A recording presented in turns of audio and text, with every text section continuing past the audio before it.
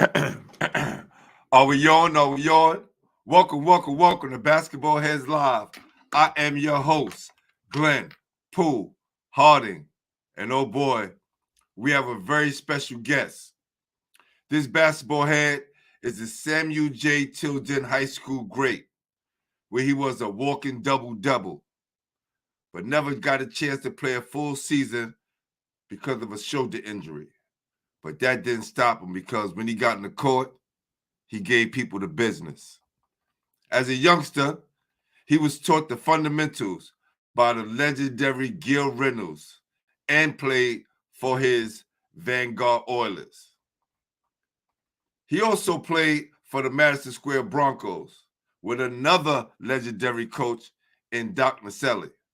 And I think on both of these teams, we was teammates at one point or another. So his story is definitely solidified. After high school, he attended Shore University, where he had yet another legendary coach in Ray Haskins. At Shore, he played with such basketball luminaries as Anthony Juice Josephs, Troy Douglas, Wendell Saunders, and the late Mark Brown, just to name a few. After a year, he transferred to Miami Dade JUCO, where he played for yet another legendary coach, and Bill Alheim, who was the most winningest coach in the Panhandle area. Just when you thought this basketball head couldn't play for another legendary coach, he played for Tim Floyd at the University of New Orleans. So y'all getting the consistency here, right? See why he's one of the top coaches in New York City. This basketball head played for so many legendary coaches, he began to coach once his playing days was over. He ran one of the top tournaments in the country, according to Slam Magazine, and the now defunct Show Me What You Got tournament. He also coached at numerous AAU programs and won 3 city championships as a high school coach, with Grady in 2001, Brooklyn Collegiate in 2011, and Alternative Liberation in 2016. Now, he is the head coach at Canarsie High School, one of the most storied programs in New York City history. So, without further ado, help me welcome to the show, Samuel J. Tilden Great, and head coach at Canarsie High School. My guy, my brother, Jake Edwards. Y'all ready? Y'all ready?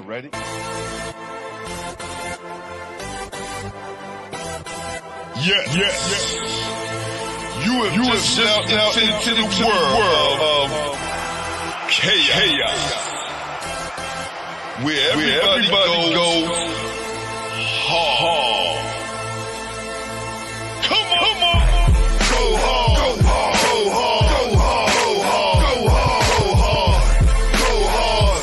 Or go home. Never back down. You gotta hold your own. Go hard. Go hard. Go hard. Go hard. Go hard. East Coast. Go hard. West Coast. Go hard. Midwest. Go hard. Dirty.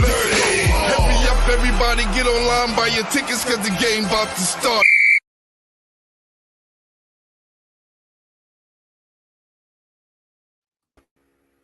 What's up, my brother? What's going on? Poole, my man, what's good, man? How you Glad doing, to be on your man? show, man. Glad to be on your show. It's all good, man. Listen, I'm glad we can have you on. Like I tell people, they just think that, I saw you yesterday and we getting on today, not knowing this was a couple of years in the making right here, right? Definitely. Look, it's a long line of people that want to get in the show, and you guys, kind of be strategic in the people you bring on and when you bring on, because I just don't want it to be, all the top high-level ball players who was like All-American and NBA players and just have it like that, because New York City have such a variety of ball players that did such incredible things, and now as adults are doing even more greater things, because I think that's the whole mission statement that we want to kind of bridge the gap and show kids that once the game is over, like my Eric Hicks would say, always a big supporter of basketball heads. Once the game is over, it's about what you do after basketball. Definitely. And brother, you've done a dynamic job of doing that. Thank you. And I'm not done yet.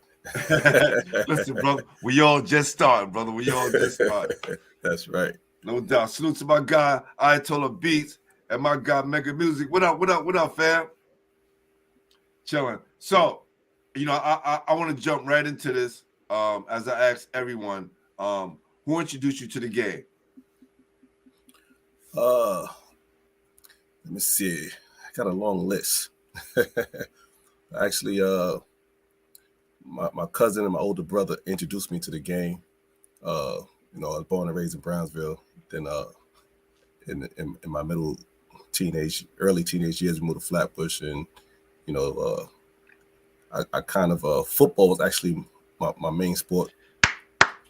There we go. That's what I'm talking about. Listen, that's how I started out too, man. Go ahead. Yeah. So, but football was my main, and basketball was my second.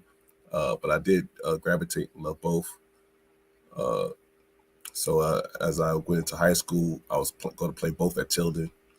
But for some reason, I was a skinny guy. I couldn't gain no weight. So, and my temper was kind of crazy. So every time I got hit, I wanted to fight.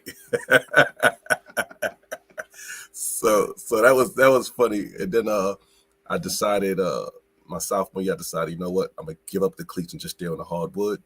And I put my hard work into it, and it became something I really, really love and endure.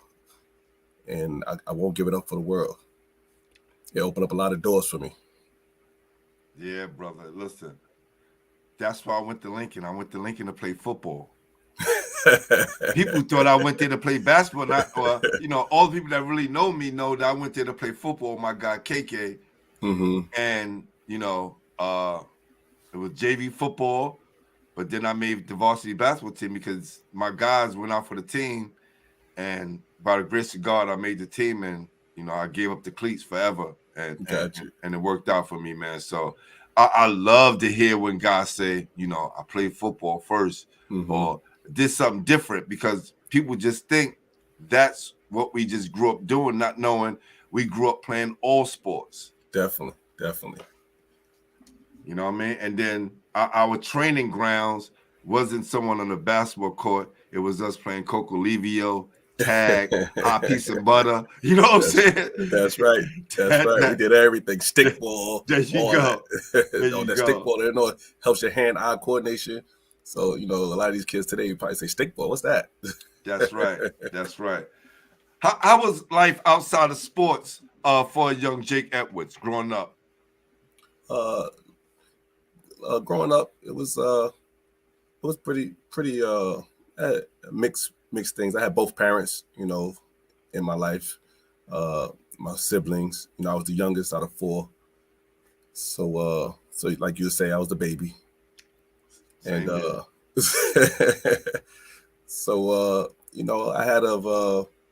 had a mixture, because I was always dibbling, dabbing in the wrong side, even though I know the good side. But you always want, as a kid, you always want to check things out. So I had some rough things, happening, coming up a little bit. But with my surrounding, my family, I was able to maneuver and get out of certain situations. And like I said, I had my older brother and my sisters there to help, teach me and guide me, try to go in the right direction. Even though I was a little hard-headed and stubborn, but I had the direction and I had the know-how from them to help me out. So I was able to, anytime I went a crooked line, I was always able to get back on that straight line. And having that family backing actually helps you out in that manner. And that's the type of things I try to help, this youth today that don't have a lot of backing like that, So I try to help them with my knowledge to help them keep them on the straight line. Yeah, because I think sometimes kids look at, you know, us, and especially yourself, doing what you're doing, and saying to themselves, Coach don't know. He, you know, like you always been an adult, like you never was a mischievous kid and got into anything, right? Like we Definitely. can't relate. You know what I mean? Definitely. So, but and that's the great thing, Jake. That's the great thing, because we're able to relate.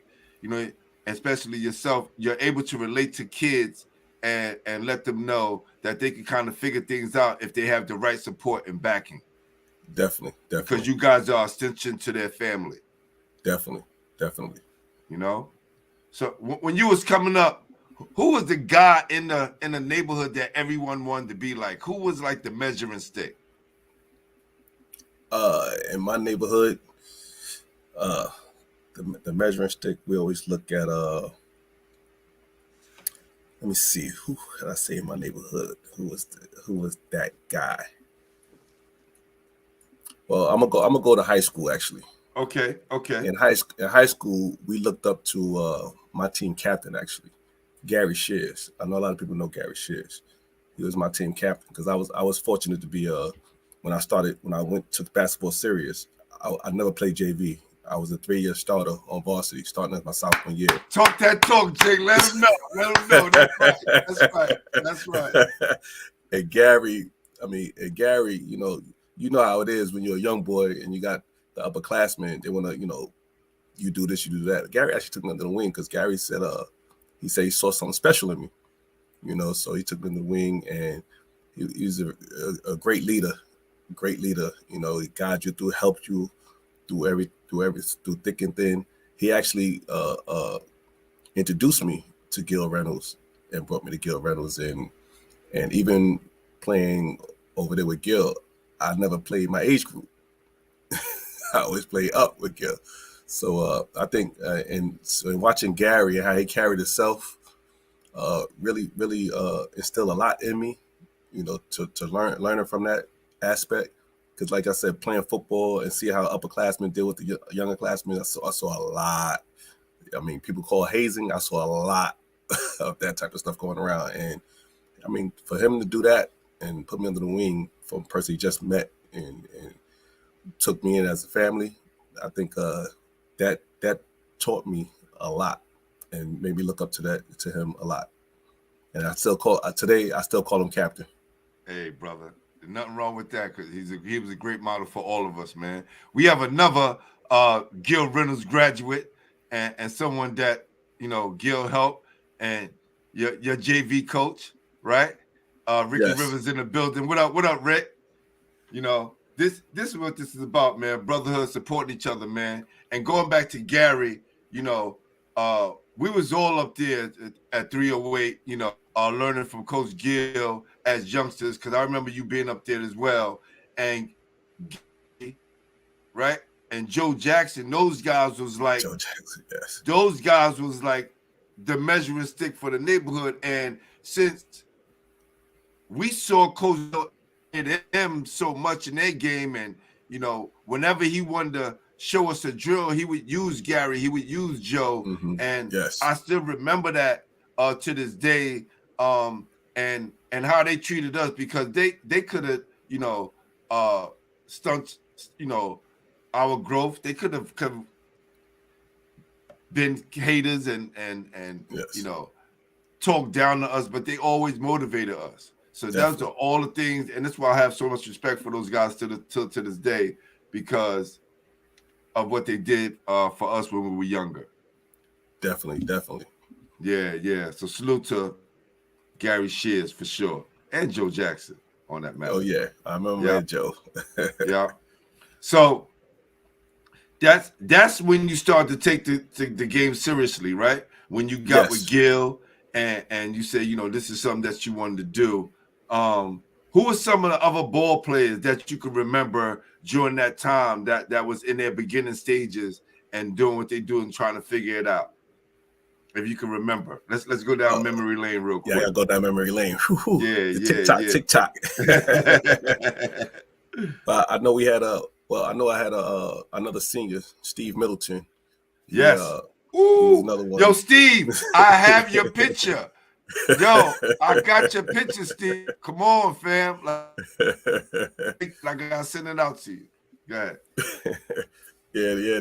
These guys here, they wouldn't allow you to have an off day in practice. You always got to come in and work hard 24/7. And I like that. That work ethic stuck with me throughout my life and career.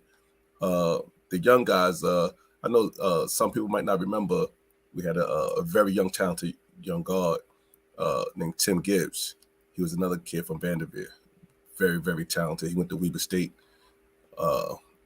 He was another young guy. He was a year above me, and we used to be in Vanderbilt Park working out constantly every day. You know, so he actually the one that got me shooting the backboard jump shot a lot. We used to work on that 24/7. Damn, that was your shot. I remember that backboard. Oh my. Yeah. Yeah, that's dope. You play with Booby as well? Yeah, Booby was younger than me. Actually, Booby, my Brownsville boy, I was one of the reasons why he came to Tilden. So if you see this, answer my messages, fam. I hit you up. I called you and said, let's do this. You never returned my message. You said you down to do it, boo. Hit me up, man. Let's make this happen, brother. Oh, yeah. I never wanted to tough guards in Brooklyn. Yeah, he's another tough one. Yes, definitely. Also, some of the competition that I went up against, I was always excited to play against. Grady was always a great rival that we played against. We gonna get there. I got that. We gonna get there. I don't want to move too fast. Right. We're still stuck in Gil, right? Let's talk about Gil, because unfortunately he's not here with us no more. And every time I get a chance to talk about Coach Gil, I just want to make sure his name, stays out there and people understand what he represents to us, right? And New York City basketball, especially those of us who lived in Brooklyn. Definitely. How did you find out about Gil, right? And this is a two-part question. And what lessons did you learn from him that still holds true to you for, as a coach today? So how did you find out about Gil? That's the first part. Okay, I found out about Gil through Gary Shears. Because Gary Shears was always under Gil with Vanguard, and once I went with Gil, I really didn't want to go nowhere else. Gil, I learned from Gil, very disciplined, very fundamentally sound, and he holds you accountable. No matter, like I said, no matter how young, how old you are, he holds you accountable. And those are the things that stuck with me to this day. And Gil, he's like fearless. Gil was fearless, and he instilled that in you. So no matter, I remember one game we had up at Boys of Yesteryear. I don't know if guys remember that tournament. Boys of Yesteryear. We went up there with a young team, and the team we played against was on the other side. It was Boo Harvey, Lloyd Daniels, Chris Brooks, and I forgot the next person. So when they looked at us and they're like, yo, these guys look young. That's enough right there. That's enough. Jesus Christ. And we went out there and Gil just said, they ball players just like you. I don't want to see nothing different than what we work on in the park. And playing for Gil, you don't care who you're playing against. You're more scared of Gil than any person that's in front of you. You don't care about no names. And we went out there and balled out. We balled out. The game went down to the wire. We ended up losing. We lost by like 2 or 3 points. And after the game, we had a good game when those older guys came up to us, was like grabbing us, hugging it. Yo, good game. We balled out. So those type of things that Gil instilled in us, no fear. And like I said, when you play basketball, just play basketball. You do everything fundamentally sound, and you see those things work. Those things work. And this is the things that I try to instill into my players today. So, God bless Gil Reynolds for being in my life. Facts, y'all. I always credit him for helping me make Lincoln, because even though I was a football player at the time, again, follow my friends up to the workouts, and him instilling those fundamentals into me was a tremendous help to my game. So definitely, yeah. Oh yeah, for sure. Yeah. So let's get into Tilden, right? How was your transition into Tilden, and who was the guys on your team during that time? And then get into the battles that you had. All right. In Tilden, like I said, going into like my freshman year, I just played JV football. So when I watched my freshman year, I went to the playoff game. Tilden played Boys High, and they played against Pearl, Washington. And Pearl scored 55 points with no jump shots, all layups. I was like, wow. I was like, and I like the intensity of the game and everything like that. So I was like, yo. We're gonna throw a tech right there, family. We're gonna stop that. And these texts are positive texts, right? So listen, brother, I'm gonna tell you right now. I had Kenny Parker, my former teammate and legendary hip hop DJ, on, and he said the same thing. Pearl was score all of these points with no 3-pointers or jump shots. No 3-pointers. and you say he had 55. Yeah, 55. All on layups. All layups. Again, I don't really think y'all understand, y'all people out in basketball world, because they used to see in the game how it's played today, not knowing that there was a different kind of game played when we was coming up. Definitely. Where was this at, Jake, when you witnessed this? And what you planned? You witnessed it? I witnessed it. I was in the stands. I witnessed it. I was like, wow. and Tilden, at Tilden, we had a guy in a center, all city, Cleveland Woods, 6'6". Yeah. Ooh, was Cleveland tough? Cleveland was tough. He was tough. And Pearl was going through the lane, all types of layups. His layup package was great. That's another thing we try to tell tickets today. Your layup package got to be great. A la Kyrie, right? A la Kenny Anderson. They layup Ross Strickland. Yeah. Their layup packages was phenomenal. Definitely. We tell the kids you got to have a great layup package, And then so going into my sophomore year, when I said, you know what, I'm going straight basketball. That's why I had Gary Shears, Danny Wingate. I know you guys remember Danny Wingate. Yeah, he was another walking double-double. Steve Middleton. We had another big guy, 6'7", Larry Weish, but he didn't finish out the season. He left early. That actually opened up the doors for me. When Larry Weish stepped away, that gave me a chance. And I just got in where I fit in. And my first game I started, I will never forget. I just said, I ain't gonna have no pressure. I ain't gonna put no pressure on myself. I'm gonna just go out here and just try to play defense and rebound the ball. Because I had two great scorers on the team with Steve and Danny. I said, I'm gonna just play a role. We played against Madison High School, and I had 8 points and 18 rebounds. My first game started at high school, and that started the way. 8 points and 18 rebounds. Wow. Yo, let me tell you, I think it was a tournament we played either at City College or FIT, and Lamont Middleton lived in my neighborhood. It was Lamont. What's that? Middleton was Steve. No, not Steve Middleton. Lamont. He played for Tilden. Oh. Yeah, I know he played football. He played football as well. He played football. Yes. Right. Yes, I forgot his last name, but we came up together, and I remember it was me, him, and a fast Brit and Tiny. Tiny gave me the ball at the foul line. I took off. Man, I want everything in my mother in this dunk.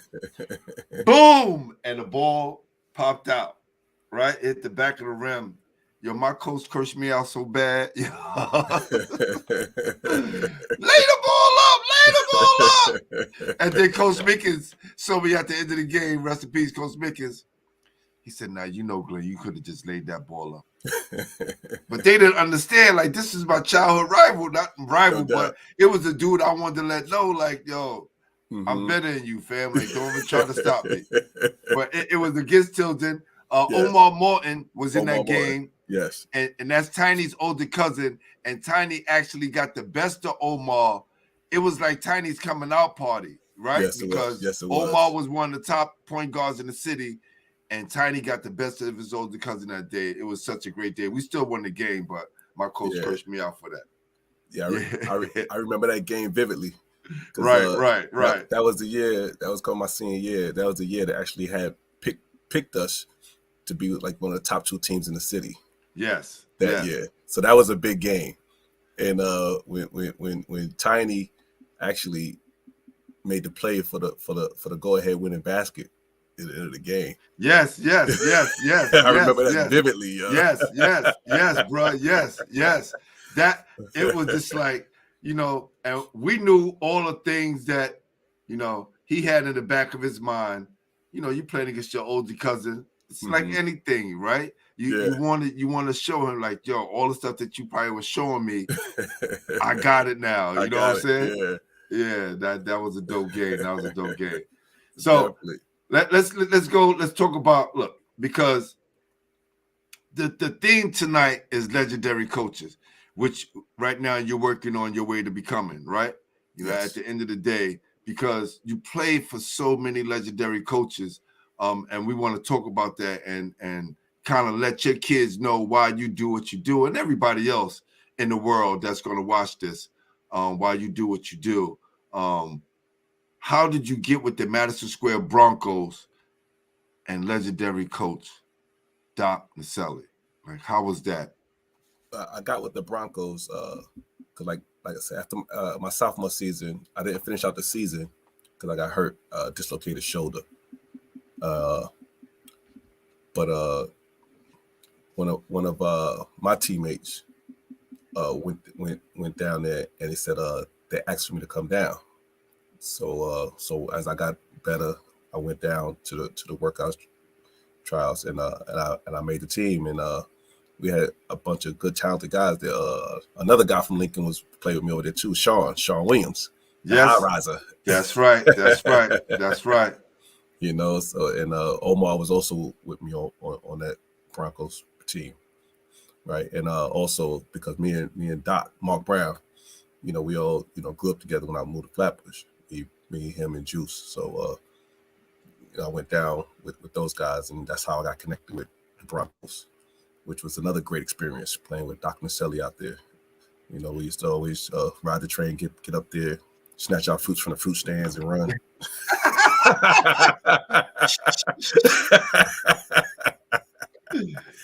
Yeah, but those are the good old days right there. The good old days. Yeah. That man, those times, man. You know, you talk about Anthony Joseph and Mark Brown. Mark Brown is actually the first person I saw do the dunk between the legs in 1985 in the Go to Hoops games. This is before anybody was doing that. I never saw anyone try this dunk except Mark Brown. And you will look at him and think he don't have any ups. Yeah, he'll catch you. Crazy, right? Yeah, crazy. Definitely. That's crazy. So, let's go back to high school, right? Yes. Who were some of the guys that you battled against? Like, you know, being in your situation, you know, not playing the full season, still averaging a double-double, getting hurt, not really sure yourself and where you stand, because while everybody else is getting to finish a full season, you know, you playing the games here, game here, getting hurt, bouncing back, but you still want to prove yourself as one of the best guys in the city, you know, playing against some of the top talent. Who are some of the guys that you battled, and who was like your nemesis, somebody that you had to show up against every time, like during league play? Well, definitely. We played against Gerald King. Was a good battle, night in and night out. Now, hold on. I'm gonna let you finish. For those of you that don't understand, what he just said. Gerald King, the younger brother of Bernard and Albert King, who played for the same high school that they did in Fort Hamilton. Go ahead. Yes, definitely. See, people don't think Madison was good, but Madison was good back then. Going up against Darryl Flowers over there at Madison was a battle. The Grady battles with Eric Ice Leslie and my boy Troy Douglas. Facts. And a younger Scurry, Willie Scurry. That's right. Those guys, that was battles. And not for nothing, my 3 years of high school, because we always did a home and home, Grady never beat us. Not for nothing, they never beat us either. in all the years I was at Lincoln, it was like after I left Lincoln, then Grady started to come up, but they never beat us. Yeah, so I mean, we could go on and on and on. Westinghouse, when they had Buck Cato, know, Hassan Duncan. Those was some great battles with those guys. Oh man, Boys High. I had my man Mo Kirby over there. Oh, rest in peace, Mo Kirby, my brother, Kirby, man. my dude. Yes. Some good battles, and I remember the days when they had like a triple towers when they had Nestor Payne, Eric Brown, when they called Nestor Payne Baby Elijah Wan. And Joe Fennell, right? And Joe Fennell, right? Joe They had the D1 front court. Yes. Like, we didn't know what that meant back then, right? Think about it. You know, it's kind of rarity now, but when you got 6'7", 6'7", 6'6", all Division I, and you can't get a layup. You know, mind you, there was no 3-point line when I played high school ball. So everything was basically inside, mid-range, stuff like that. So you got those big guys down there, like, how I'm going to get this shot off? But we made it work. Yeah. Facts. I know my Grady guys go, what you talking about? We won state championships, city championships? No, it was the time, fam, when a lot of people had your card, man. But Grady came up, and now they're in the rebuilding stages, you know what I'm saying? So it's all going to work out. Salute to my guy Carl over there doing what he needs to do for them. Yeah, it's my guy there, Carl. Yeah, definitely. Yeah. Okay. I know it's a question probably your kids want to hear. I definitely want to hear. Who ass did you bust, Jake? Like, let's talk about that. Like, when you was in high school, what big man, you naming all these big dudes, you naming all this competition. Or who bust your ass that you realized, you know what, damn, I gotta work. Let me see. I could say I always got my numbers, you know. Like, it's not a lie. I was actually a walking double-double. I was very consistent. Right. And I got my numbers against everybody I played against, actually. You know, I got my numbers against everybody I played against. I think, let me see, some of the toughest guys that I played against. You know, I mean, you guys at Lincoln was pretty tough. It was, you know, everywhere you turn, you don't get a rest. You got to battle with this one, that one. Because remember, you had Sean, and people don't know you had Groove there. Yeah, Groove there, and a guy who's not really talked about. I just love to mention him all the time. My guy Bernard Mitchell. Yeah, he was very tough. Very tough. Man, he gave it to everybody. So yes, definitely. You know, and the thing about you guys is tough, man. And y'all coach, Rock Eisner, he was just right. You said, was he there when you there, or he left? I had Jeff Schreier. Oh yeah, Jeff Schreier. I had Jeff Schreier. Rock was there early on. He was there early on. Rock came after me. After I left, that's when Rock came in. Got you. Okay. That's when Rock came in there. Got you. All right. Salute to Jeff Schreier. Jeff Schreier. Yes, Jeff Schreier. Yeah. So, you know, now you're moving on to your senior year, and because of maybe the inconsistency of your career in high school, how was your recruiting? And let's talk about your decisions to go down to Shore University with Coach Haskins was a great move. Yes, actually, I think that hurt me a lot. You know, I never played a full season. that dislocated shoulder and every time I had a dislocated shoulder, I always try to come back too soon because once I ain't feeling pain, I figured I was good, and it got to the point where I could just do one little small thing and it just popped out on its own. Wow. And then they would have to take me to the hospital to get it pulled back in. So I think that definitely hurt my high school career. So coming into my senior year, I fell into that Prop 48, and so I was going to follow because a lot of people don't know, God bless his dead, my cousin Brian Stubbs that went to Lafayette. Yes, he was out in junior college in California. I was going to go out there with him, because Coach Kern, they used to coach at Fort Hamilton, took a job out there, and he was recruiting me, and I was going to follow with my cousin. And Tim Gibbs, that played with me at Tilden, was out there. I was going to go out there with them together. And we was playing in a summer tournament at St. Charles Rec, Brooklyn USA tournament, St. Charles Rec. And I was playing with Ice-T at the time. Ice-T, right? Ice-T, yeah. Coach Frank? Yeah, so it was me and Troy actually playing, and we was playing in the championship against Riverside, but they had Ralph James and those guys. Ooh. And I looked at Troy, and I was like, yo, this guy can't guard me. Just give me the rock. I gave him the business. And we know Ralph James had all but I gave him the business. And Ralph James is like this now, right? Yeah. Buffed out and all that. After that game, Coach Haskins asked me, what school you going to? And I told him I was supposed to be going to California. He said, I'm going to come to your house, talk to your mother.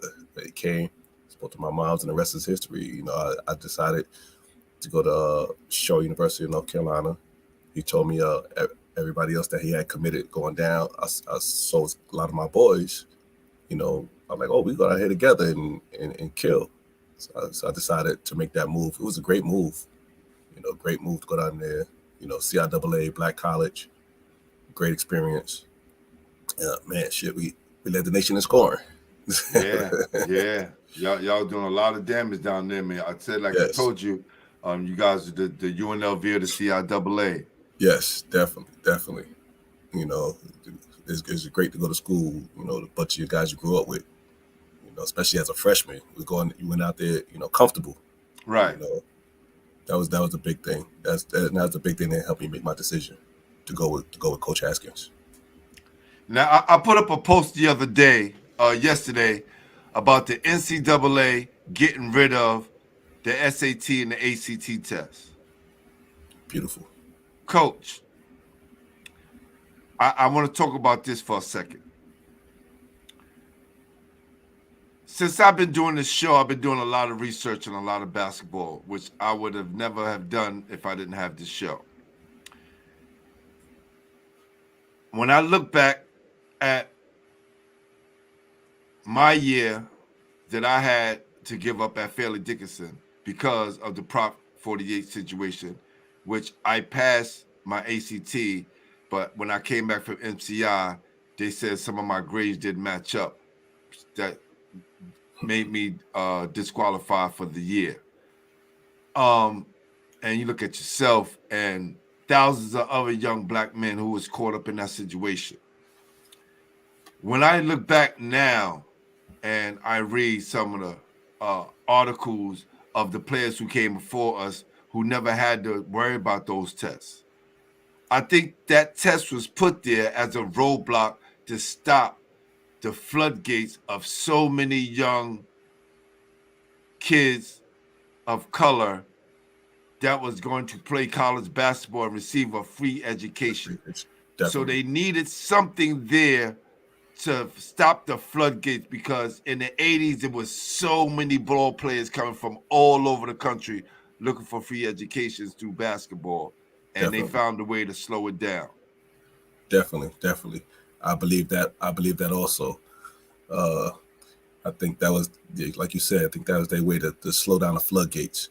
You know, we got to slow these. We got to give our kids this opportunity. You know, and then not only the athletic opportunity, they don't want us to have that free education. Listen, brother. And then another one was the Regents exam. Yes. There's an article, if you look it up, it's a New York Times article. Man, I wish I would have saved it and brought it up so I could show the people. It was written in 2011, 2012, and they were saying that the Regents was doing the same thing for New York City kids. For New York City, yes. Right? And the kids in New York State as well, because it was a state exam.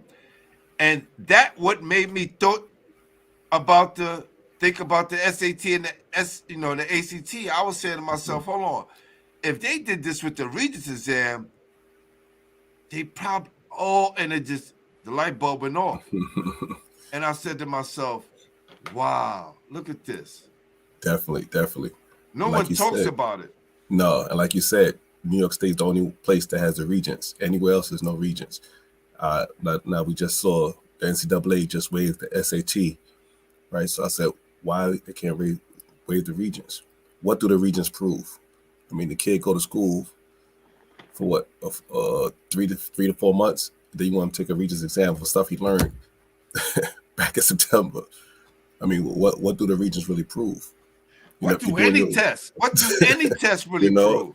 Definitely, it don't prove anything. So a lot of people is not good test takers, but they could do anything you put in front of them. So, I hope they get rid of that. I hope they get rid of the Regents. I know all that stuff is big money to the state. So, listen, who knows? All of those things is left brain functional people, right? And a lot of us are very creative and could do many things. Definitely. I always said, man, my brothers, and rest in peace to one of my brothers, they never worked for anyone. One of my brother who passed away, he was so good with his hands, he could build a house from the ground up, including do all electrical, right? Mm-hmm. And also things he didn't learn in school, right? Definitely. If you have a skill and you're good at something, which they don't teach you, they teach you to memorize and do all these things, and you still got to go to college to get a better education because high school didn't provide you with one. Definitely. Now, if a kid could tell me, or any educator could tell me, what can a kid do after you graduate from high school? Especially if you don't have a skill of you're not naturally good at something. What does the education system, and I'm an educator, so it's not like I'm hating on the education system, but I've been in it so long and watched kids go through the process, watch my nieces and nephews go through the process, and they stuck after they leave high school because they really didn't learn anything. They didn't learn how to do anything. Let me just say that. Not say they didn't learn something. Yes. They didn't learn how to do or have a skill. Have a skill, yes. Definitely. That's enough of me preaching, brother. I could go on this all night. This is crazy, man. But it's also goes to show us that, when you look back at it, that it wasn't something that was wrong with us. It was something that was wrong with the system. Definitely. Because I think we all doing good for ourselves now, Making a huge difference in kids' lives. Definitely. Definitely. Leading by example. That's right. So, you guys tore up Shore University. Now, I want to say that. You guys, some things happened where, you guys had to leave Shore University and you had to head out to JUCO, to Miami Dade.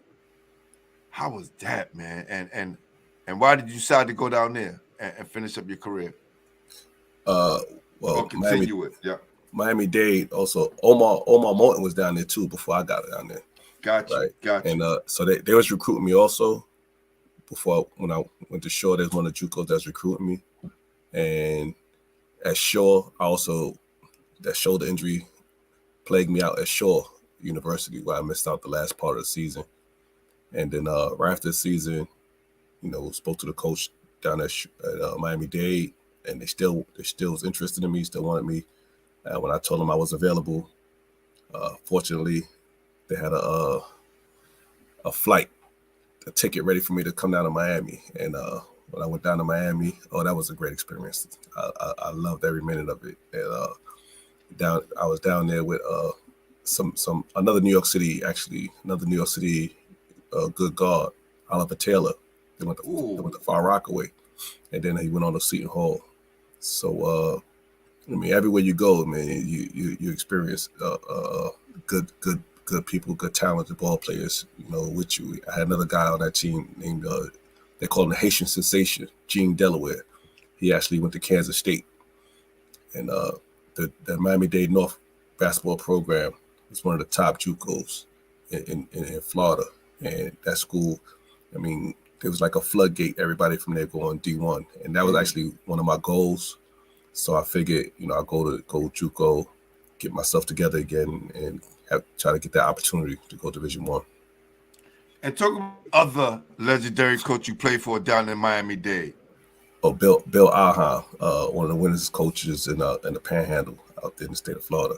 I mean, short white guy with a lot of power, and he also from the coaches that I came from out of New York with Gil Reynolds and Doc Nicelli and Coach Ray Haskins, the things that they instilled in me, I was surprised that Bill Alheim had those same priorities, stressing the fundamentals, work hard every day, working your body every day, eat right every day to get your body. If you want to go play ball at a certain level, you got to eat right.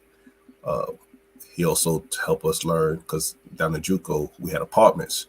So he helped us learn, like, man duties, like kind of take care of yourself, stuff like that. Nobody going to, come do your laundry. Nobody going to come clean your apartment. He teaches us this is the things that you have to do. And that was a great experience and learning from him while being out there in Florida. He was another great mentor for me that I learned from on my journey in this basketball world. And now you got yourself in a situation where you could finally go through the recruiting process again to go D1 and live out your dream. How was that for you? Yes, that was great. The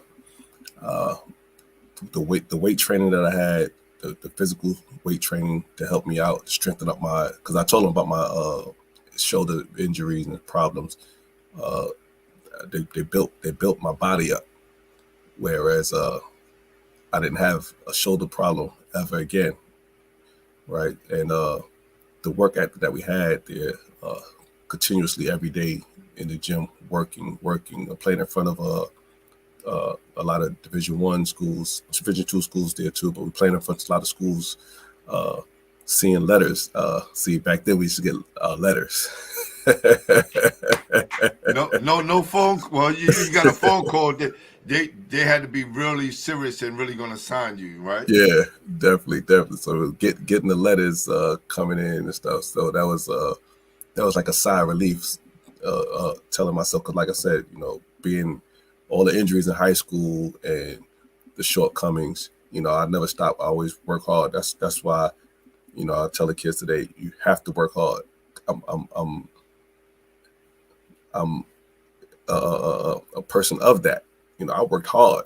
I worked hard day and night to get where I wanted to go. Nobody just came to me and said, "Oh, we want you." No, I had to work. So that and getting the letters made me more confident and say, I knew I could do it. I knew I could do it, but I didn't stop until I got one. So that's a great feeling. It's a great feeling to feel somebody wants you, to get recruited. It's a great feeling. And when did you wind up going, and how was it there for you once you got there? When I got to University of New Orleans, actually the connection from Miami-Dade was University of Hawaii. That's actually the connection from the guys from Miami-Dade was University of Hawaii. Did you go visit? Please tell me you went to go visit. Yeah, I went to visit. Kurt Taylor, Oliver brother, that was with us out there. He went to Hawaii. Yes, I had him on the show. Yeah. So he went to Hawaii, but actually, University of New Orleans. When Tim Floyd, the head coach, he actually came to see my roommate. A roommate, 6'6" young man, Donnell Grell from Florida. He was tough. And he came to see my roommate like two or three games, and he was watching me also those games, and I didn't even know. And then when he called to come talk to us in the office, you know, he called me too. He called for me to come to the office too, and we spoke. And he wants to come to New Orleans for a visit. And we went to New Orleans to visit. It's funny because I packed some shorts and some stuff, and I told my roommate, I said, yo, when we go to the gym, I'm gonna bust somebody's ass. But when we got there, the coach said, I said, when we gonna go to the gym and play? He said, play. He said, I came to see you. I couldn't recruit you. This the head Tim Floyd. He said, I already saw you play. I know what you could do.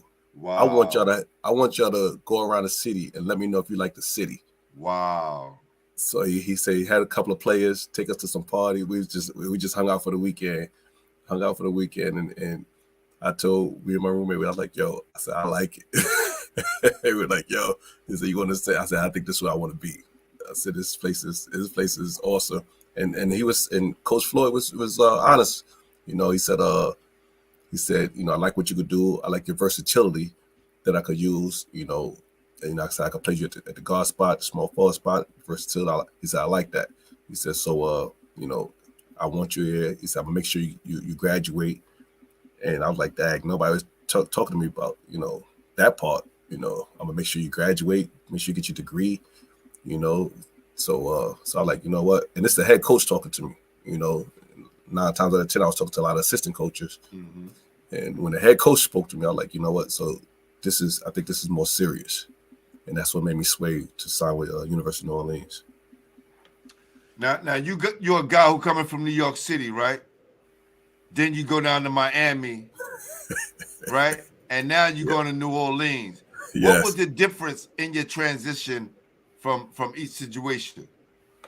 Oh man, I wouldn't give it up for the world, but from New York to Miami, that was such a life changing experience. I mean, you think you're going down south, just you in your mind, you think you're going south, it's going to be slow. Miami is a fast, hot city.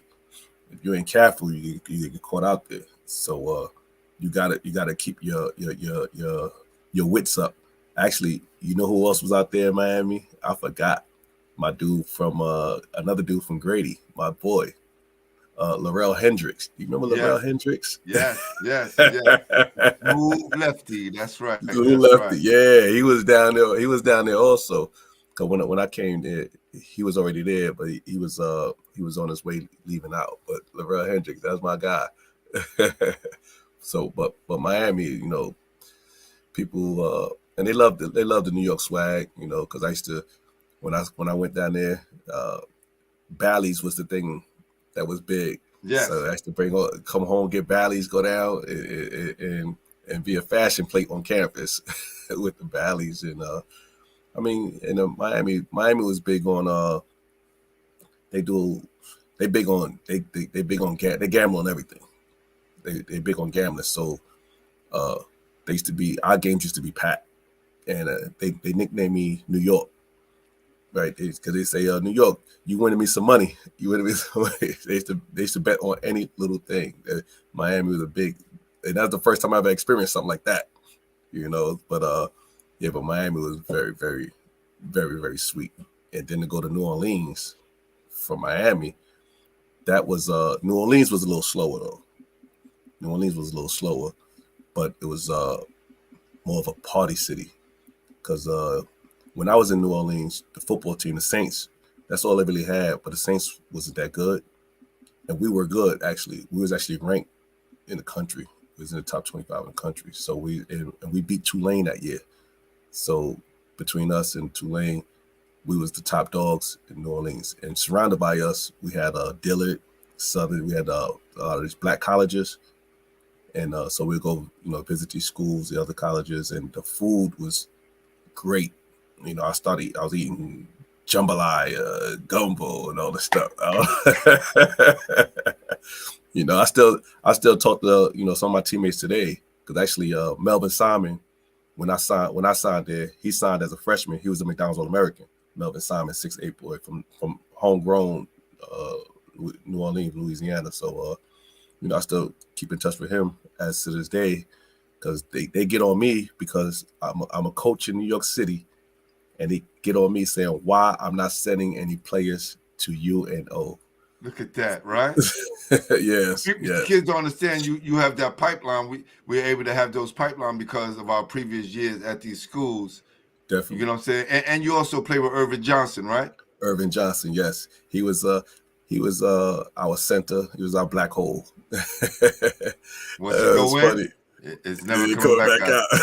But he got drafted. It was a good experience. We're playing with Irv. Irv was a great guy, church guy. Even when he got to the league, we kept in touch. I went to a couple of games, checked him out. Another player that was really tough that I keep in touch with him. He was my running mate, Tank Collins. Tank Collins. He's from California. He lives in Maryland now. His daughter actually played for University of Maryland right now today. Nice. So so I keep in touch with quite a few of the guys that I played ball with at New Orleans, and like you said, when you play in these type of environments, anywhere, you create a bond and like a extended family that that never goes away, which is a great experience that I want any student athlete to try to experience. No, that's real. My guy, Biz Cram, want to know how about Nike One? Did you play for Nike One? No, actually, no, I didn't play for Nike One. One of my JUCO teammates played for Nike One. Okay. Gotcha. And did y'all play FAMU when you was? Yeah, we played FAMU. We played FAMU when I was there. We played against Coppin State. We played Coppin State. One of my high school teammates, Larry McCullough. Larry McCullough. Yeah. So I played against one of my high school teammates. quick story. We was at the BC camp, right? And it's like about 30 of us in this elevator, this big elevator. It had to be like, not 40, maybe about 20 something of us, but it was a lot of us in this elevator. And an elevator up, and we in there crying because Larry McCullough is going off. He got claustrophobic. He's claustrophobic. Oh my God, yo, we found that out the wrong way. He started ripping out trying to get out the elevator. We had to pull him down because he tried to climb out the elevator. Yo, we pulling him down and crying at the same time. Yo, tears is running out our eyes. Yeah. Niggas doing in there. We're still gonna be calm. And he's going off. He's like, yo, get me out of this elevator. What are you doing? We stuck. That was so funny. To my guy Larry McCullough, man. Word up. Yeah, that's what I do. That's real. Yeah. So tell me, what was it like your first college game? Like, what was that like? What was that experience like? You're not at Miami Dade anymore. You're at the big time, right? You guys is like the selling out every game. How was like that first game, and how did you feel inside stepping that court? Our first game was actually on the road, and this tournament they used to have every year. They used to call it the Dodge NIT preseason tournament. We played Oklahoma in that game, and that was like, it was like looking around, big arena. I was a lot nervous, right? So when my number was called, he put me in the game, and I was guarding a young man by the name of Brent Price, which is Mark Price's younger brother. Yes, I remember it. So I'm looking at him. I was like, I'm gonna kill this little white boy. So I'm guarding him. He coming down off the screens. I'm still on him, and he pulls up his first jump shot. I said, I'm a blocker. I said, damn, I missed that. But all I heard after he let it go was this sound, boom, chook. It was a smooth jumper off the glass, boom, chook. I was like, I said, okay. I said, I'm gonna catch this next one. He came down again, shot the same thing. Boom, shoot. He had 3 of those suckers on a row off the glass. And I was like, yo, I said, yo, why I'm not getting it?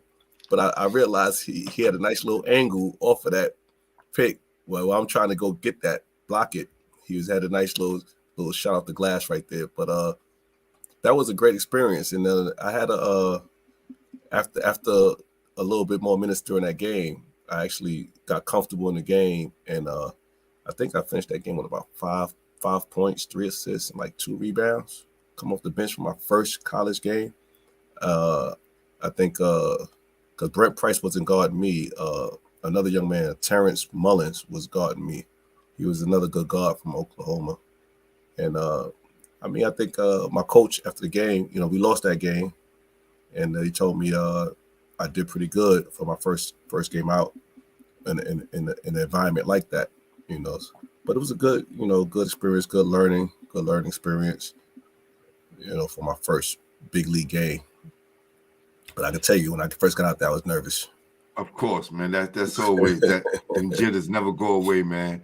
Tell me about like the best arena that you guys played in that you knew it was going to be a dogfight because the crowd was so crazy there. Oh my God! We played Louisiana, Southwest Louisiana, a conference game. They had the guy by the name of Skeeter Henry, something like that. The guy was tough, but it was I don't really want to say it, but it was very redneck country. I mean, the stuff that you heard coming out that stands, calling you all types of names and N words. I was like, wow. I said, wow, they still do that? Oh yeah. Facts. We learned that the hard way up in Marist, so yeah. That was great. That was some kind of experience. Another place that we played at, actually, that we got a big win at, that was pretty good, was University of Virginia on the road. They had John Crotty. Yeah. They had John Crotty, and they had another guard. I forgot the other guard name that was pretty tough. I forgot his name, but John Crotty, the lefty, the white boy lefty. Yeah. When I got into the game for that game, his coach told me, "Yo, you got Crotty. If we slow him down, Brian Stiff. That was the other guard they had, Brian Stiff. I got a story about them because I played against them as well when I was at Fairleigh. Yep. So coach, once you get to this level, you get an assignment, and you have to, if you want to stay on the court, you got to follow the assignment. So he told me, he just wanted me to guard up.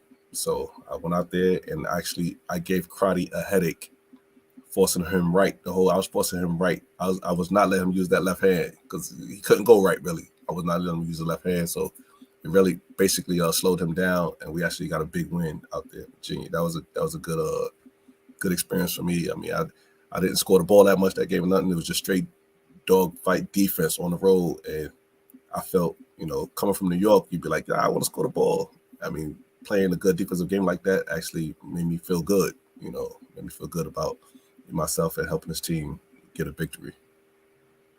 One thing I like to tell kids, you could be the best scorer in high school, the best scorer in college, and if you happen to make the league, you probably will be a defensive player. Or you could be the best high school scorer and, like, rest in peace, Ed Davender, and then become a defensive stopper at Kentucky. Definitely. Right? So you have to be a basketball player and be able to play both sides of the court so you can stay on the court and get on at any time, because you never know what role is needed at the time. Definitely. So high school kids, be ready to play, and when coach call you in, you're going to have to be able to take on the assignment that he's telling you to take on. Definitely. For sure. Nothing like this, I'm just a 2 guard and I only want to play 2 guards. Oh, nah, man. You ain't playing there. Right. So, needless to say, you had a good career and good experience down in New Orleans where you could still keep in contact with some of the brothers that you played with, and also they're still willing to take, any of your players who are up to the standard of going to New Orleans and playing.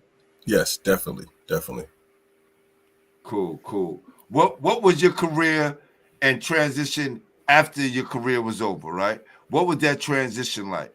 Was it an easy one, or was it you was trying to figure it out like most of us? How was your transition after your basketball career was over in college? After my career was over, after I put the laces up, I wanted to stay in the game. And actually, Jeff Schreier, my old coach, he was still at Tilden. He asked me to come, help him out at Tilden. So when I went there to help him out, I was actually working at Grady at the time, but I was coaching at Tilden as an assistant coach. Right. And we was doing, everything he was, he was still doing the same things when I played. And he allowed me, when I spoke to him, I said, if we do a couple of things a little different, let's see what happens. He allowed me to start using some of the things that I've learned in my journey, and saw how things was working. It was working out. And we became a decent team, made the playoffs. And looking from the back door was another one, rest in peace, Jack Ringo. Yes. He saw my worth and came to me and said, "You work at Grady, right?" I said, "Yeah." He said, "So after school, after work, why are you driving away to Tilden? Well, you could just stay here and coach with me." He said, what would you want to do? Offense, defense. And my thing is, as an assistant coach, I always wanted to just do defense. I didn't want to put a whole system in, So I told him, I said, defense, let me take care of the defense. And he said, all right. And he actually entrusted me with that, with the team. And I came in, put in a whole defensive scheme and stuff. And we went on our way. We was very dominant, probably one of the top defensive teams in the city for the years I was there. And in 2001, we won the city championship there, and we had a great group of guys. I think we had about 4 guys from that team with Division I. One young man went pro for that team, and it was a great experience. And in my field of basketball, I also decided to create a basketball tournament.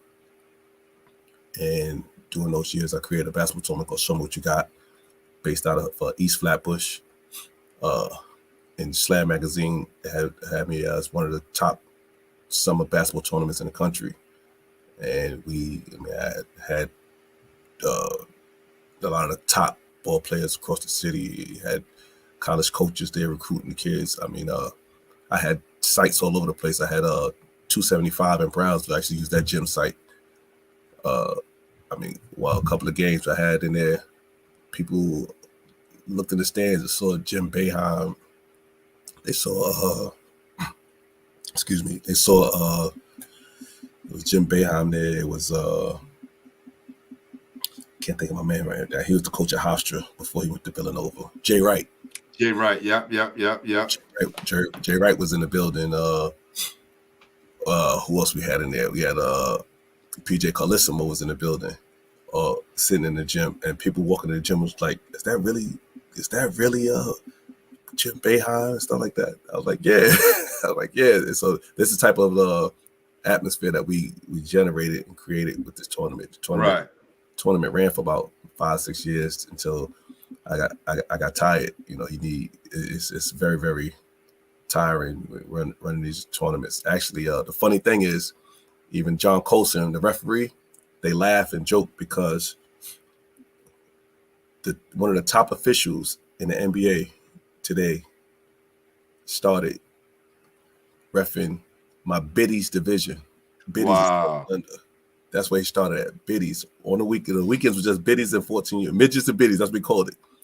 Zach, he started in the biddies. And so John, they cracked me up. They're like, yo, look, this guy started with you in your tournament, and look where he at now today. That's dope. Yeah. And that NBA player that played with you at Grady was Quincy Doobie? Quincy Doobie, yes. Yes. That was a great Grady team, man. What gave you the coaching bug? Like, when did you get the coaching bug? But when Coach Schreier called me up and asked me to come over, and once I started putting things in and I saw it working, I started getting the confidence, like, I could do this. I could do this. And coaching with Schreier, I mean, if people know Schreier, they know Schreier is like he's a good coach, but a little stubborn. When he sat down and let me do my thing a little bit more, like gave me a little bit more rope, that's how I knew I felt more confident that I could do this. I feel I could do this up against anyone in any situation. Now, do you feel like the fact that you played for so many legendary coaches helped you along your journey and trying to, figuring out what each one of them did well? Oh yeah, most definitely. I think I have a big library in my brain from everyone that I played for, because that's the things that I do. I take a little bit from each one and I put my own little spill to it. And I think that's what keeps me going, because each one gave me basically the same things in different ways, and between X's and O's and defense and defensive intensities and situations and situation awareness and staying calm, and no matter what situation you're in, being those are things that they instilled in me that I have and that I'm giving to not only my players but also guys that coach with me. So I hope I'm able to teach everyone that's in my circle this the gifts actually that I was able to grasp from these legendary coaches that I played for. Yeah, man, that's dope, man. And you can see that you're taking what they taught you to the next level, man. Now you get to coach another school that's just opening up in Brooklyn Collegiate, right? Yes. You went there, you build that program up and get them to the championship, right? And what happened as a result of you not being there anymore? Can you talk about that? Yes. At Collegiate, it was a great time. I loved it. That was like my real first head coach opportunity. I feel like, I'm not a person that says I need to take a program that's already established. I don't mind taking something and building it from scratch, because I believe in what I could do. The situation that I had there, things got a little rough around the edges with myself and the administration that was there, and I decided I had to make another move. So I said I want to take a break from coaching because the pressures that was being brought to me, and you get tired of sitting with a shop steward every day because allegations trying to come at you, and they keep getting thrown out. So it got tiring. So that's what made me walk away from Brooklyn Collegiate. And from walking away from them, I walked away from. I think that season I left, I think I had a championship team that I left behind. So that would tell you that it was some real bad things going on there. Yeah, like you would figure. I was hearing so many good things, and mind you, I wasn't on the scene, but still keeping my ear to what was going on. The fact that you guys won at was it 2011? 2011, yes, and I had seven freshmen on that team. 7 freshmen on that team. Wow. And have they ever been back since? To the championship, no, they haven't been back to the championship since that time. And like I said, in Brooklyn Collegiate, I mean, nobody never heard of that school when I took it over, right? And this was, I say, I feel strongly about what I do and the staff that I always have with me. But Brooklyn Collegiate, we had quite a few kids go play Division I basketball. Quite a few of them still playing overseas today, professional ball overseas today. So, getting kids and big on development. We develop the kids, instill them the right things, right way to do things, and they became successful in their own way. And I think that made us, that made Brooklyn Collegiate, a household name now. People know about Brooklyn Collegiate. That's right. Salute to Mark and Connor, my guy too, from what they're doing over there at Brooklyn Collegiate today. So, yeah, they definitely keeping the tradition going on.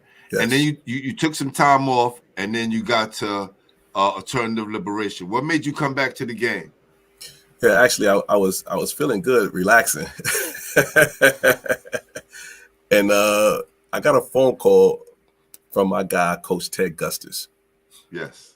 He said, Jake, what are you doing? I said, I'm just relaxing now, waiting until another school open up and start again. He said, I need you to do me a favor. I said, what you need? He said, my good friend, Principal Miss Leon, April Leon, she's at Alternative School at Liberation, and she's in need of a coach. She need a coach right now. And and she loved basketball. She said, the person I could think of was you. I said, what's Alternative School? He said, that's the kids, grades not too good, kind of old. I said, what?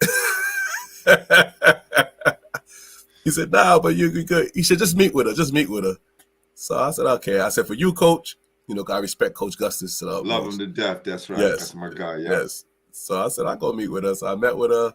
She's a great principal, great person, great personality, and a great soul. So I said, all right. I said, you know what? So I said, I'll come and coach. I said, but I'll let you know if another school opens up and I get the opportunity, I'm going to leave and go to, traditional high school. She said, no problem. She said, but just tell you one thing. The kids here is a little different. So I go to my staff. I asked them and say, yo, y'all with me? I will go to Alternative School of Liberation. My guy said, yo, we just love basketball. We with you all the way. We're going to follow you. So we went there. It was a little different. But the funny thing is, the kids brought in. It was a struggle at the beginning, but they brought into the system that we put in, working hard, holding each other accountable. And when we, like some of the guys that want to be thugs, when we cut them and let them go, they saw that we were serious. It became a very, very good atmosphere and environment, and we went on to win the Alternative City Championship. Never take, Jake, never take.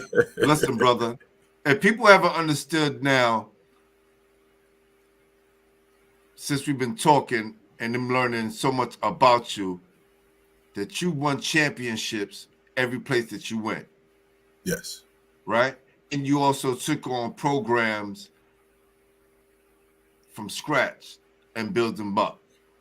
Yes. Right? That is a sign of a winner, right? And that's a sign of a coach that knows, the game and know how to connect with kids. And you took a rough bunch of kids and shaped them up, and you won another championship. And now you're at Canarsie High School, right? Yes. Which, let me tell you something, Jake. Got this idea from visiting your school. So, let me run it down to you. Now, you're at Canarsie High School, where they won their fair share of championships and had some of the most legendary players play there for New York City. You guys had NBA All-Stars. You guys had one of the guys who won one of the most championships, NBA championships in NBA history there. And always getting you, Jake, when I come to the school and I'm like, yo, fam, why is the school gym naked, right? What I mean by that is since you're at a school right now that has so much rich history that I think when people walk in that beautiful gym that you guys have there should be culture. There should be jerseys. There should be city championship banners. There were guys, they had teams, undefeated teams. Yes, That rarely happened in New York City, and y'all did it twice. Mm-hmm. You know what I'm saying? Yes. John Sally, World Be Free, all these guys, and a lot more other guys who went there and played there. And I was talking to Antoine Merchon yesterday because you're not the only school. I spoke to Carl Sanders about this at Grady. I spoke to the coach at Newtown about this, and a few other coaches that I want to help spearhead this, right? And not saying I want to pay for it. I don't have the budget to do that, right? But what I can do is provide you with people that does that kind of work. And I think it'll be good for the culture, but also, and what we're trying to do here is make that connection, right? Because kids need to know that they're playing and coming from a winning program. Yes, definitely. That's important. And when I walk into my old school at Lincoln, or when I go to Mount Vernon, I was at St. Peter's High School in Staten Island last night.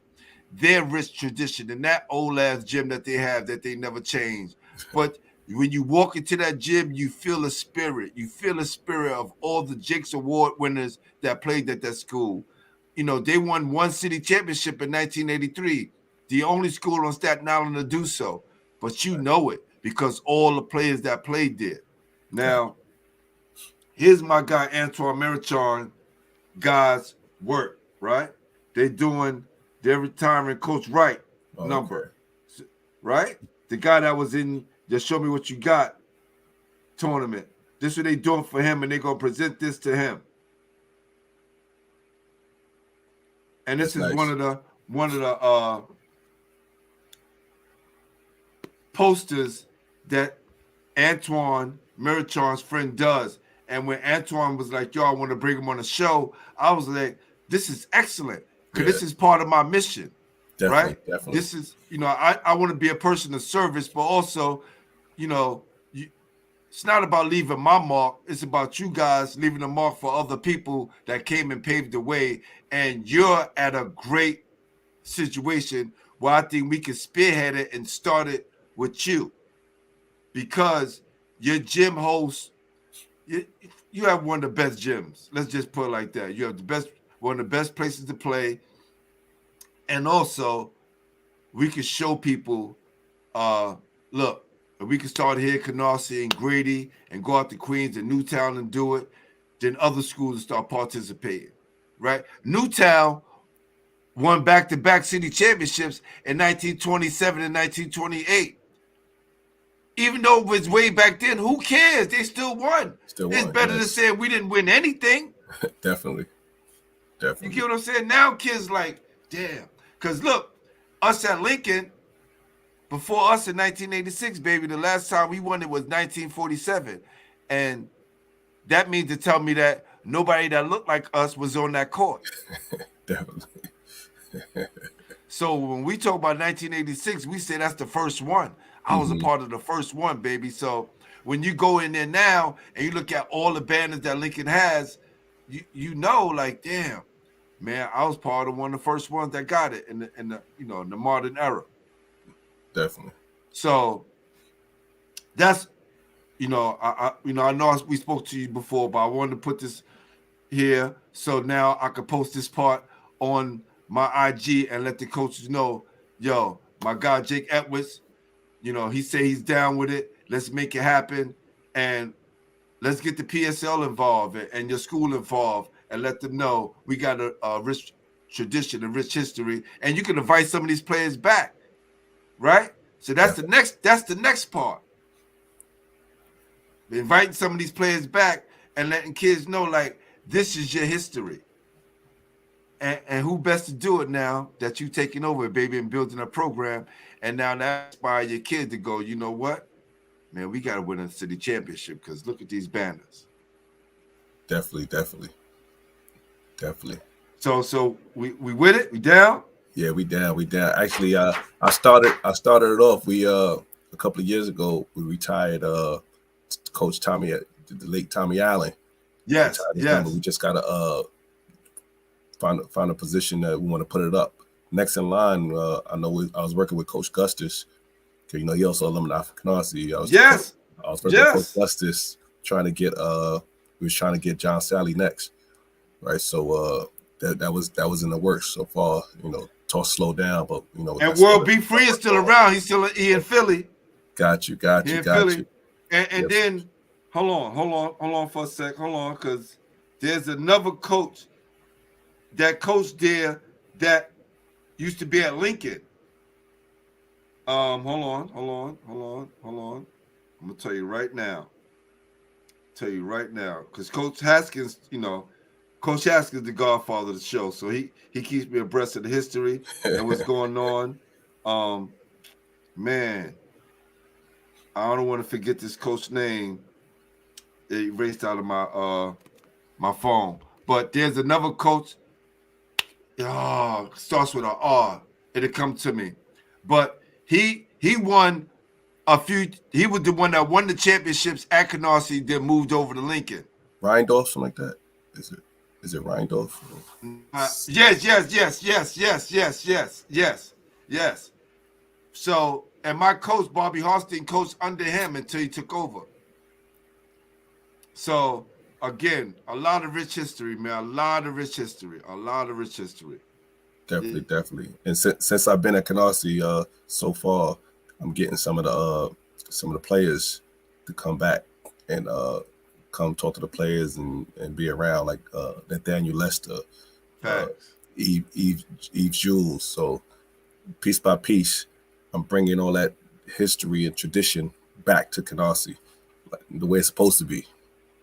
That's dope, man. That's dope. How is having Ricky Rivers coach the JV and doing such a fabulous job with a lot of JV teams around the country and bringing in young talent to help develop your program into a city championship program? How is it having Ricky on the staff? Having Ricky on the staff is great. It's, having another head coach on your staff, man. He's a basketball guy, man. He's a real official basketball head, for real. Yes, definitely. I mean, he's good X's and O's. He's good in preparation. He's good in academic standards. This is some of the things that people probably don't even know about him, right? So he holds the kids accountable. So I think this was a great hire for me. You know, it's a blessing in disguise. You know, when I came with the opportunity, and he opened arms and said, yes, you know, I'll do it. I was like, this is the start of the turnaround for Canarsie. And it's been great, you know, with Fun Sport in the building. You know, we have a couple of sites where we use for Fun Sport, which is great. So it's never no downtime. You know, we always have something going on. And like I said, with the connections, you know, he went to Iona, so that's another, you know, feed that we have for outlet for our kids, for opportunity. Like I said, I mean, it's been a blessing. It's like right now, you know, for the couple of years we've been together, he's like, you know, I'm the oldest out the crew, so he's like my little brother. That's right. Fact. So now look, talk to my guy Nate, you know, and we have a great staff here at the Brevard Basketball League. Definitely count you guys in for the summer, correct? Yes. Because it's funny because I told the guys, I said, this summer I'm taking a break. Man, I ain't doing no tournaments. I said, I'm gonna just do one. That's it, brother. That's it. Look, for all you guys and for all you girls out there, because we have a girls' high school as well.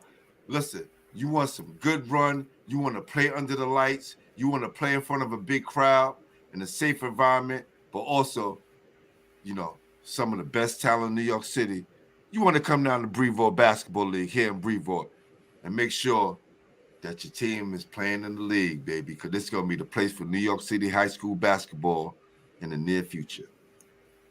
Everyone wants us to do Pro-Am. We're not doing it.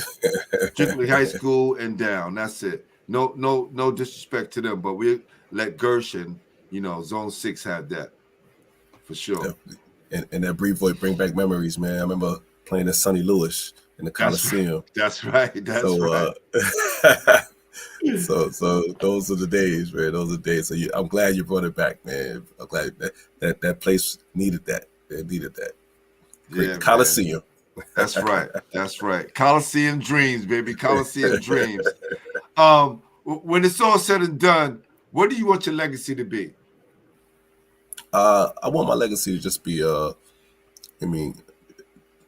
want people to remember me as being just genuine and truth. I'm just about, the kids. I'm not about, it's good, that I get sponsorships and stuff like that. I'm not a hater for no one. I want everybody to succeed because it's all about the kids. I'm big on getting our kids the opportunity that we had. I want our kids to experience that. So that's what I want to be remembered as. My legacy is giving the kids a opportunity and to experience, college basketball and to be able to go to school for free, get your education, and whatever happens after that, it is what it is. You can make some money. There's a lot of avenues to make money after college with basketball.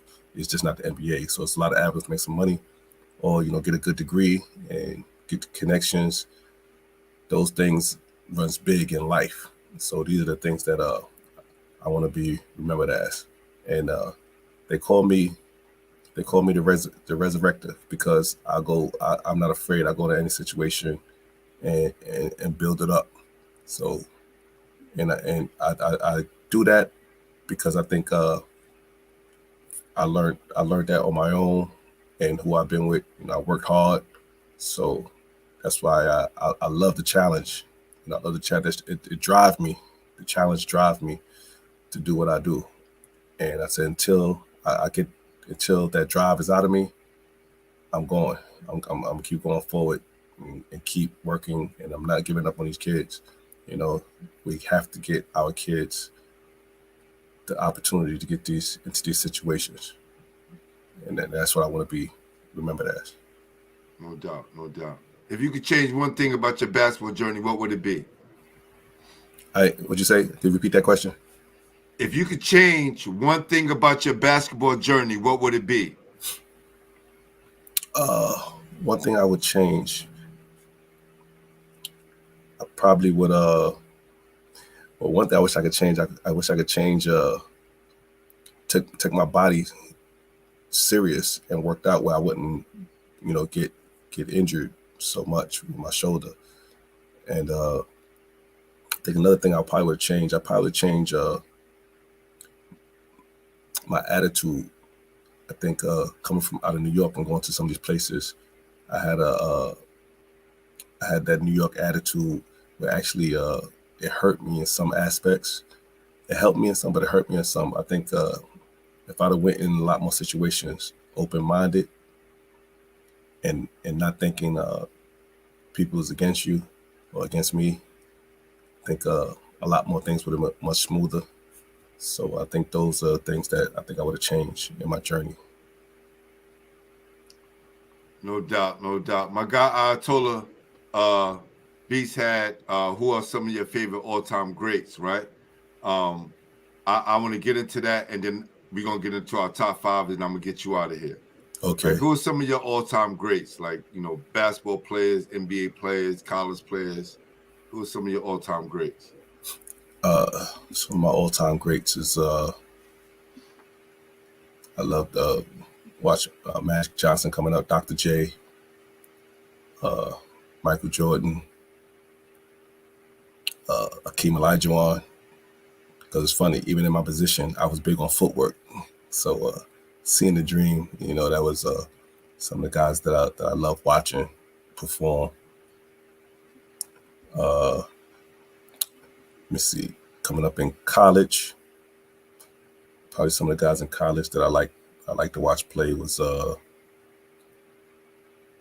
used to like to watch James Worthy play, because he was another one, had great footwork.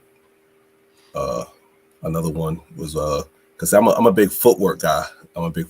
So even when I train people today, they say I start with the footwork first. And some of the so those are some of the guys that I basically watched and look up to on my journey coming up. No doubt, no doubt. Now we're gonna get into the top five. All right, brother. Top 5 players you played against. Oh, okay. Top 5 that I played against. Yes. High school or anywhere? Anywhere and everywhere. You only can name 5. Can't name 6. I don't want to hear about nobody coming off the bench. All right? Only 5. Type 5 guys I played against. Let me see. I was in the court. That I played against. Byron Houston, big guy, Oklahoma State. Oh, yeah, definitely. Big B, yeah. Yeah, he was tough.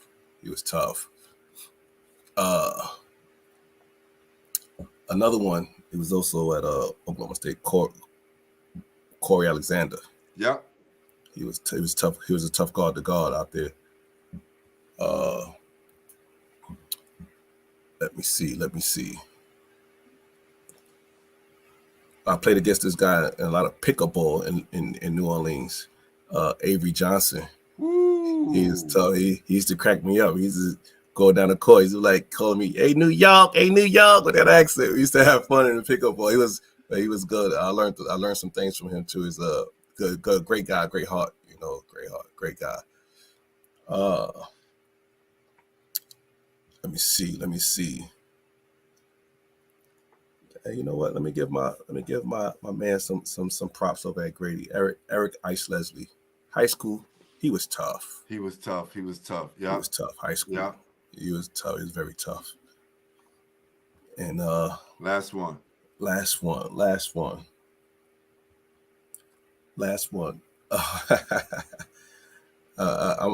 gonna give it up to my cousin, because he was a battle every time we played Lafayette. Brian Stubbs, all city player. We it's funny, we family. We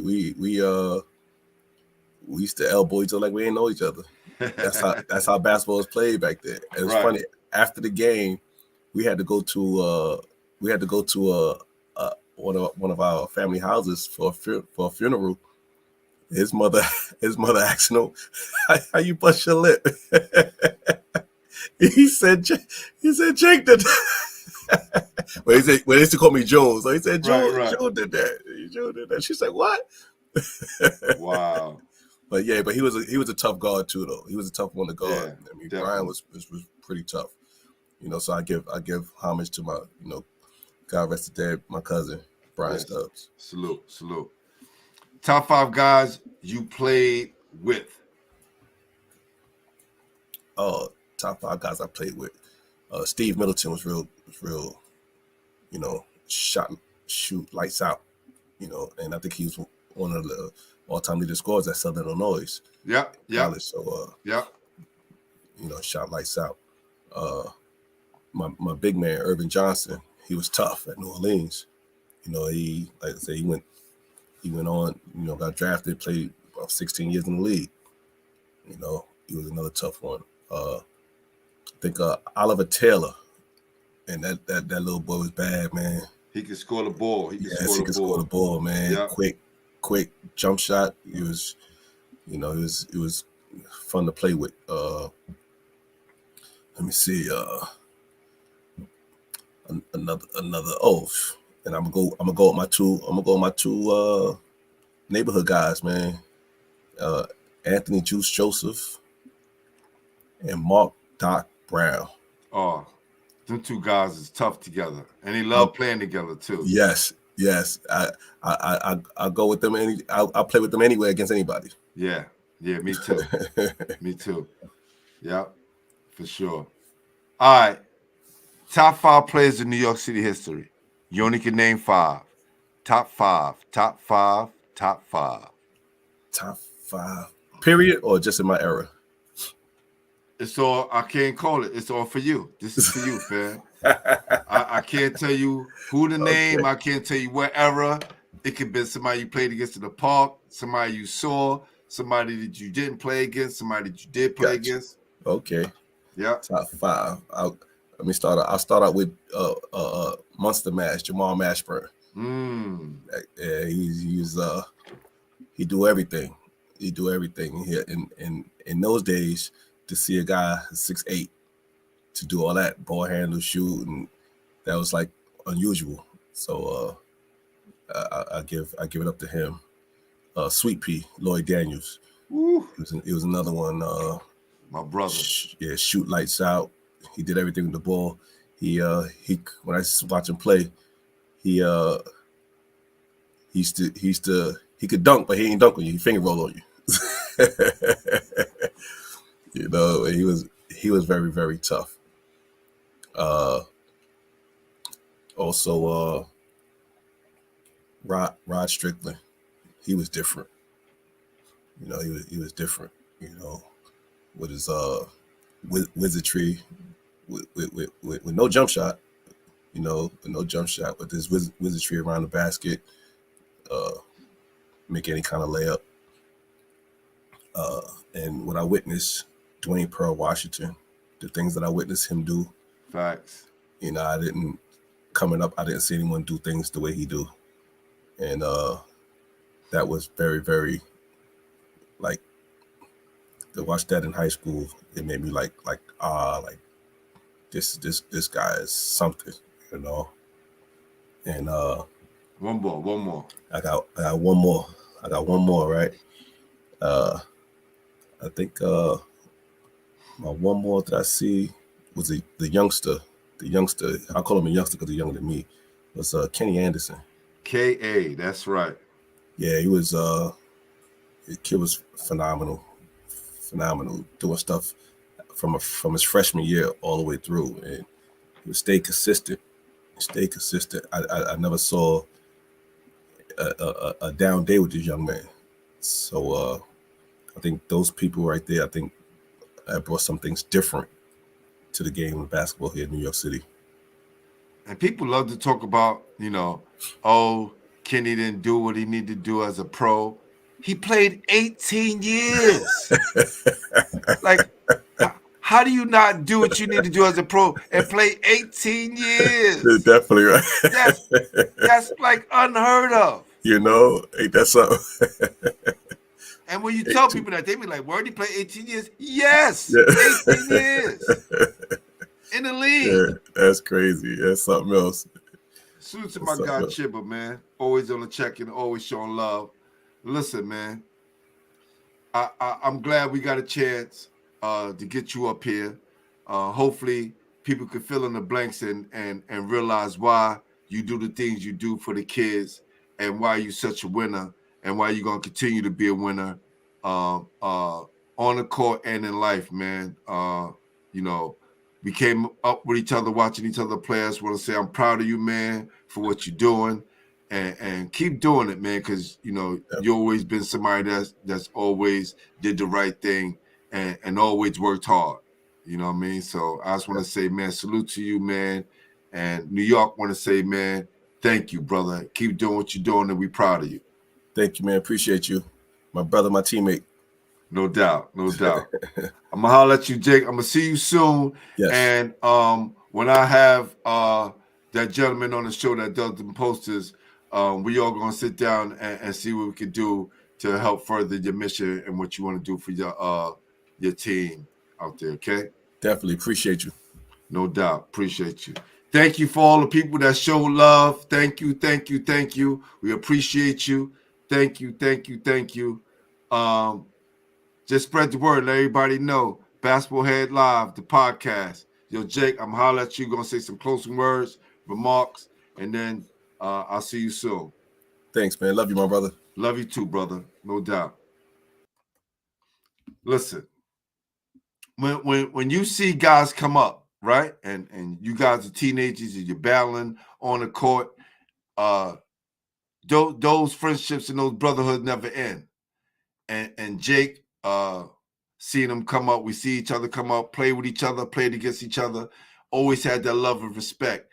And now I get to see him coach on the sidelines and the way he motivate kids and keep that gym packed and become a winner everywhere he goes.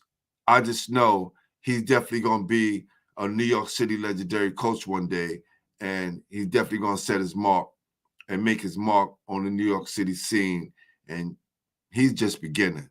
Trust me, he's just beginning. You saw what he did at Grady. You saw what he did at Brooklyn Collegiate. He even did it at the Alternative Liberation School. So keep your eyes and ears open, because Canarsie is definitely going to be back where they belong. Well, I'm about to be out of here. I'm your host, Glenn Pooh Harding, and you've been watching Basketball Heads Live Podcast. NYC Basketball Network, because we are the official home for New York City basketball. Peace.